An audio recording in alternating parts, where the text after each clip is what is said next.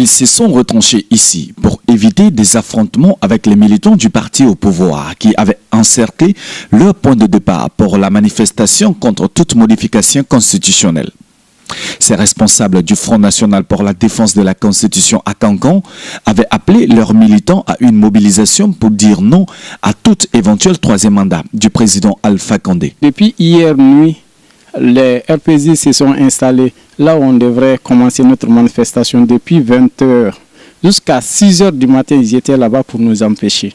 Donc parce qu'ils savaient bien que s'ils nous laissaient se manifester, tout le monde allait parler de Kankan aujourd'hui parce qu'on allait mobiliser tout Kankan pour dire non à un troisième mandat, non à toute modification de la constitution guinéenne, non au référendum. Sous le regard impuissant des forces de l'ordre, le siège du Parti des démocrates pour l'espoir à PADES, situé à quelques mètres du point de départ de la marche, a été vandalisé. D'avoir enregistré beaucoup de pertes ce matin. Non seulement on a des amis qui sont emprisonnés, on a des amis qui sont blessés, il y a d'autres qui sont à l'hôpital. Et le siège aussi de PADES où les gens se retrouvaient, la grande porte est partie. Les affiches qui étaient dans la cour sont parties.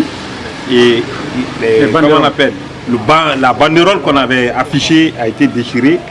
Et la grande porte est partie. Donc vraiment, nous sommes en train de voir un deuxième plan afin que notre message soit passé sur le plan national et international.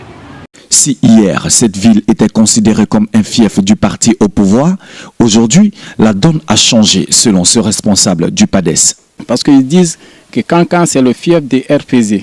Donc, ils ne vont jamais accepter que les gens se lèvent ici pour dire que nous sommes contre le troisième mandat du président Alpha Condé. Avant, Kankan était le fief des RPZ. Mais aujourd'hui, on va dire que tout à fait le contraire. Cela s'explique même par les élections communales. Parce que difficilement, le RPZ a gagné à Kankan. Difficilement. Malgré toutes les tentatives de vol et de fraude. La journée de ce mardi a enregistré plusieurs blessés et des arrestations. Mais le FNDC à Kankan compte à tout prix exprimer leur opposition à toute modification constitutionnelle dans le pays.